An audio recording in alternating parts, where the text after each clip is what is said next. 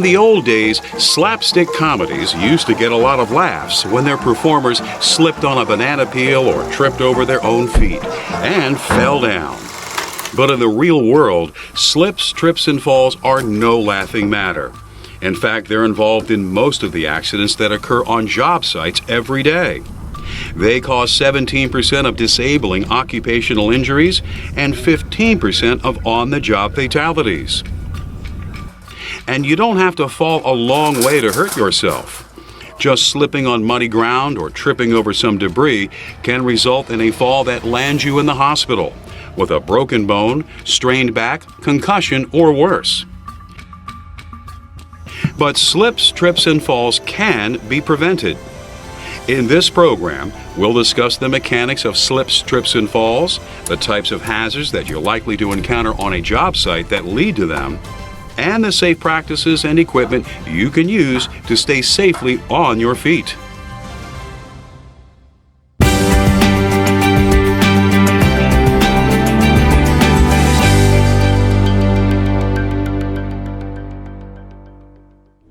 To avoid slips, trips, and falls and the injuries that they can cause, it helps to understand just how we're able to stand and walk upright in the first place.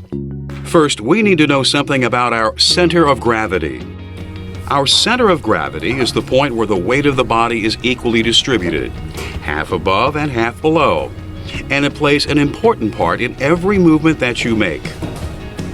Imagine that you're standing up straight. Now, draw a triangle with your feet forming the 2 points at the base and the third point of the triangle at your lower back. This upper point is located roughly where your center of gravity is. As you move, these 3 points constantly change position. If the upper point extends out past the lower points, you can lose your balance, and unless you regain it, you will fall. Because the shape and size of your body has a direct impact on how naturally stable you are, it's easier for some people to keep their balance than for others. A short person will have a lower center of gravity and be more stable than a tall person. It simply takes less of a push for the taller person's center of gravity to extend out past their feet so that they fall over. How you stand also affects your stability. You are in your most stable standing position when you are perfectly upright with your arms at your sides. This keeps your center of gravity low, at about the lower part of your spine and over your feet. On the other hand, if you're slouching or hunching your shoulders, your center of gravity can extend out past your feet, making you less stable. Reaching forward or sideways for something can have the same effect. When you reach over your head, you raise your center of gravity, which also reduces your stability. And the weight of anything that you're holding in this position just makes you that much more unstable. How you carry something can affect your stability as well. Putting a load on your shoulder not only raises your center of gravity, it throws it dangerously off to the side.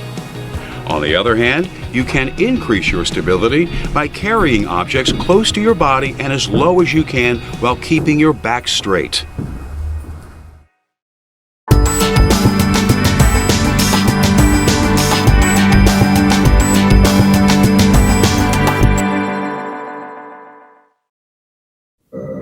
We tend to take walking for granted, but it's actually a pretty risky activity because it requires us to fall and catch ourselves with every step. And while we're doing that, there is a lot of opportunity for us to slip or trip along the way. To understand better why we can slip or trip, it helps to know something about momentum.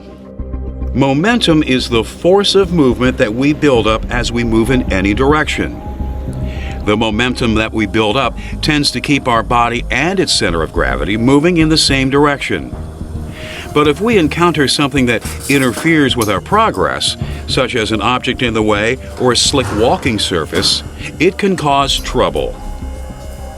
Trips generally occur when our foot or lower leg catches on something. This causes our lower body to stop while our momentum keeps our center of gravity moving so that we lose our balance. Stepping onto a lower level, such as when we're going downstairs, can also cause us to trip, especially if the surface is uneven or damaged.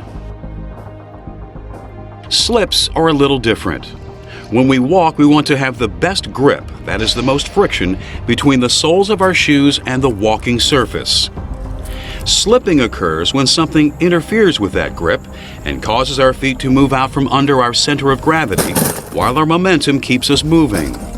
This causes us to lose our balance, which, like tripping, can also result in a fall.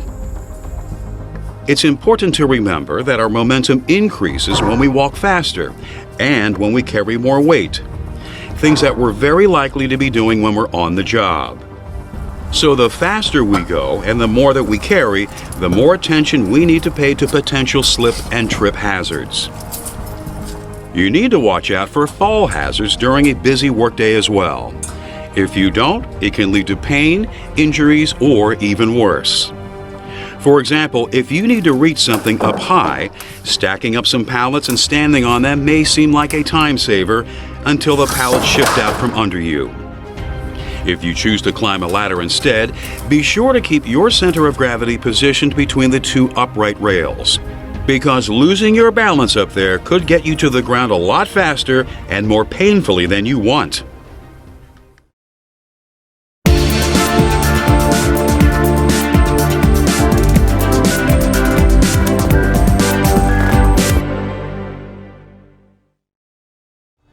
Different walking surfaces provide varying degrees of the friction that is needed by your feet to get a secure grip. For instance, a rubber mat provides a better grip than smooth concrete, and wood flooring provides a better grip when it is dry than when it is wet. You can avoid slipping by being aware of the type of surface that you are walking on and how much traction it can provide. The walking surfaces you may encounter can be divided into three types: non-slip, moderately slippery, and slippery. Non-slip surfaces provide good traction regardless of whether they are wet or dry. They include rubber mats, carpet, surfaces covered with non-slip coatings, and rough textured concrete. Moderately slippery surfaces are reasonably slip resistant when they're dry, but can be very slippery when they're wet. These include grassy ground, unpolished ceramic tile, unfinished wood, and smooth concrete. Slippery surfaces don't provide much traction at all, whether they're wet or dry. They include muddy ground, polished marble and tile, smooth metal, freshly painted concrete, and of course, ice. Whether you're working indoors or outside, the most slippery places tend to be those that are wet. Moderately slippery walking surfaces, such as grass, tile, or painted concrete, can present serious slip and fall hazards when they get wet. This situation becomes even more hazardous in cold weather, when ice can turn almost any surface into a skating rink. If possible, areas such as these should be covered with non-slip materials, such as rubber mats, gravel, or sand.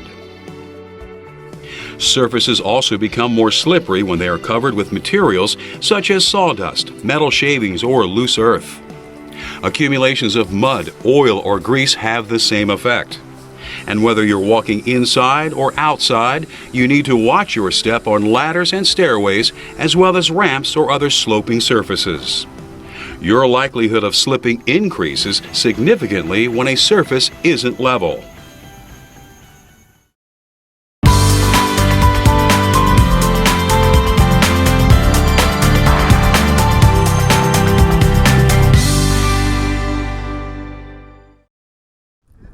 The sloppier a job site becomes, the more slip, trip, and fall hazards you're likely to encounter there. But good housekeeping and maintenance practices can prevent these incidents, as well as the injuries they cause. For example, you have to be able to see hazards to avoid them. So making sure that lighting equipment is fully functional and that it provides enough illumination can help you or a coworker avoid a slip, trip, or fall. Keep all walking surfaces dry. If you discover some spilled water, use rags, paper towels, or a mop to clean it up. For substances like grease or oil that have accumulated on the floor, spread an absorbent like vermiculite or kitty litter over the area. Then sweep everything up and dispose of it properly. Sometimes you may need to place a non-skid rubber mat or a piece of carpeting over a slippery spot. If you do, make sure that it lies flat and stays in place so people won't trip over it. There are lots of other slip, trip, and fall hazards you can encounter on a job site too. Walkways and other high-traffic areas should be kept clear of materials, tools, and other objects that could cause trips. Remember to pick up small items off any hard floor as well. Stepping on a loose nail or washer could send somebody skating when they least expect it. Inspect ramps and stairways and clear them of debris and other obstacles. Check that handrails are firmly attached and use them whenever possible, just in case. Wet, rough, and uneven ground with roots sticking out and loose or damaged flooring with protruding nails can cause slips and trips as well. If you discover problems like these, block them off from foot traffic so people won't trip over them. Report the hazards to your supervisor so they can be addressed as soon as possible. Don't let discarded packing materials, debris, or other clutter accumulate in your work area either. Pick it up and dispose of it properly so people who pass by later won't trip over it. When you're using power tools and equipment, don't just stretch the power cords or hoses across high traffic areas and walkways. That creates a serious trip hazard. Instead, tape them down or cover them with a mat and remove them as soon as you're finished.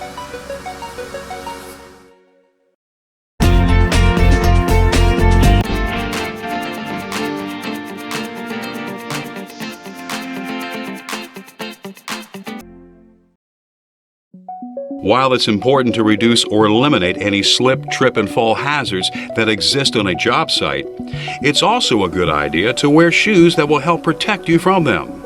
They should fit properly, be comfortable, and have soles and heels that are suited for the surfaces that you will be walking and standing on. The heels of your shoes are especially important. Most slips occur when there is not enough friction between the heel and the walking surface beneath it. To get a secure grip, the heels on your shoes should be low and wide. Many work boots have soles made out of hard rubber. These soles don't provide particularly good friction on dry surfaces, but have good traction in areas that are wet or greasy. Raised patterns or texturing on the soles, called tread, can greatly increase their slip resistance as well. Some work shoes and most work boots have especially deep treads to improve their grip and channel away water or other liquids that could reduce their friction with a walking surface.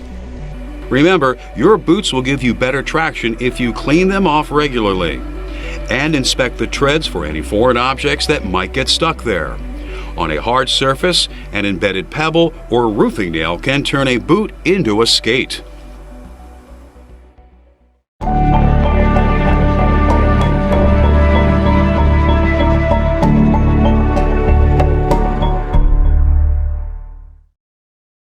Even when we do our best to avoid them, slips, trips, and falls can still occur. They happen quickly and without warning. So it's important to know ahead of time what you can do to avoid an injury or lessen its severity, and how to treat any injuries you might experience. What you do with your body when you fall can make a big difference in how much of an injury, if any, may result. The important thing to remember is to stay loose. Relax, don't tense up. Bend at your elbows and knees. Allow your muscles to absorb the impact gradually, and roll in the direction of the fall. Do not try to break a fall with your hands. If you land with all of your body weight on a hand, you could seriously sprain your wrist or even break some bones. If a coworker is hurt in a fall, there are a few first aid guidelines to follow. For minor injuries, you can clean any visible wounds with water. Stop any bleeding by applying pressure with a sterile dressing or a clean cloth. And apply ice wrapped in a cloth or towel to reduce pain and swelling. You should call 911 immediately if the victim is unconscious, unable to move, or has difficulty breathing. The injury bleeds heavily, or there is bleeding from the nose, ears, or mouth. or you think the head, neck, back, or hip may have been affected. In some cases, the EMT dispatcher may be able to assist you with basic first aid instructions. Finally, you should comfort the injured person and stay with them until they have recovered or emergency assistance arrives.